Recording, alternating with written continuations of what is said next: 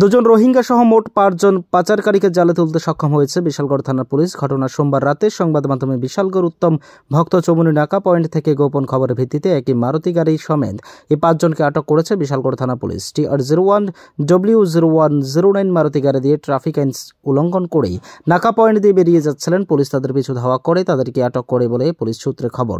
2 রোহিঙ্গা সহ মোট 5 পাচারকারীকে বিশালগড় থানায় নিয়ে আসা হয়। পুলিশের প্রাথমিক ধারণা অন্য কোনো বড় চক্রের সন্ধান মিলতে পারে। এই সমস্ত রোহিঙ্গা এবং পাচারকারীদের জিজ্ঞাসাবাদ করলেই হারুল আমিন, জাহাঙ্গীর আলম এবং 3 পাচারকারী মোহাম্মদ ফারুক মিয়া, আব্দুল কাশেম ও রুবেল মিয়াকে জিজ্ঞাসাবাদ করেছে বিশালগড় থানা পুলিশ। এই সংবাদ মাধ্যমে জানান বিশালগড় থানার অফিসার ইনচার্জ রানা চ্যাটার্জি।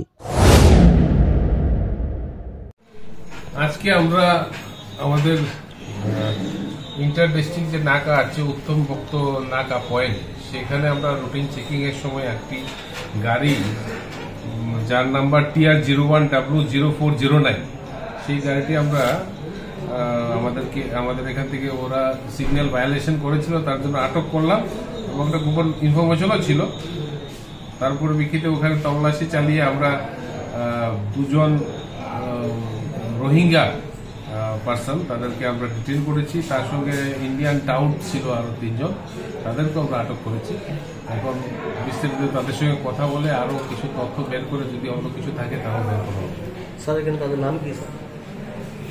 যে রোহিঙ্গা যে লোক 2 জন, তাদের নাম হচ্ছে হারুল, একজনের নাম হচ্ছে হারুল আর একজনের নাম হচ্ছে মোহাম্মদ জাহাঙ্গীর আলম। ইন্ডিয়ান যারা আছে, ইন্ডিয়ানের নাম হচ্ছে একজন নাম হচ্ছে মোহাম্মদ ফারুক মিয়া, একজনের নাম হচ্ছে আপনার আব্দুল কাশেম, আরেকজনের নাম হচ্ছে আপনার রুবেল। তারা কোথায় যাচ্ছিল? তারা তাদের বক্তব্য অনুযায়ী তারা তো বিভিন্ন কন্ট্রাডিক্টরি বলছে তারা। Bureau report, S Bharat live 24 hours.